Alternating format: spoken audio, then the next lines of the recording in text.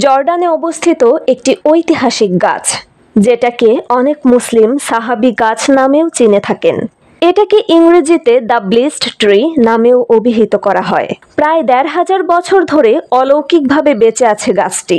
অনেক মুসলিম এটাকে কেবল একটা গাছ নয়, বরং নবীজি সাল্লাল্লাহু আলাইহি ওয়াসাল্লামের স্মৃতি বিজড়িত স্থান হিসেবে দেখে থাকেন। গাছটি এখন অবস্থিত জর্ডানের রাজধানী আম্মান শহর থেকে প্রায় ১৫০০ কিলোমিটার দূরে।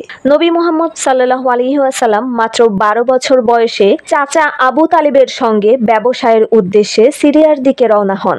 এ সময় তারা সিরিয়ার অদূরে জর্ডানে এসে উপস্থিত হন। সেই অঞ্চলটি ছিল মরু অঞ্চল। হযরত মুহাম্মদ সাল্লাল্লাহু আলাইহি ওয়াসাল্লাম এবং তার চাচা আবু তালিব মরুভূমি পাড়ি দেওয়ার সময় ক্লান্ত হয়ে পড়েন। আশেপাশে তেমন কোনো গাছ ছিল না। কোনো উপায় না পেয়ে তাই মৃতপ্রায় গাছের নিচে বিশ্রাম নিতে বসেন। তখনই আল্লাহ তাআলার রহমতে সেই গাছটি সবুজ পাতায় ভরে ওঠে। এই ঘটনা দূর থেকে পর্যবেক্ষণ করছিলেন বুহাইরা নামের একজন খ্রিস্টান পণ্ডিত। একটি বর্ণনায় আছে, বুহাইরা কাফেলার লোকদের মেহমানদারি করেন এবং তিনি জানতে চান এই ছেলেটির নাম কি। চাচা আবু তালিব বলেন মুহাম্মদ। তার বাবার নাম আব্দুল্লাহ, মায়ের নাম আমেনা।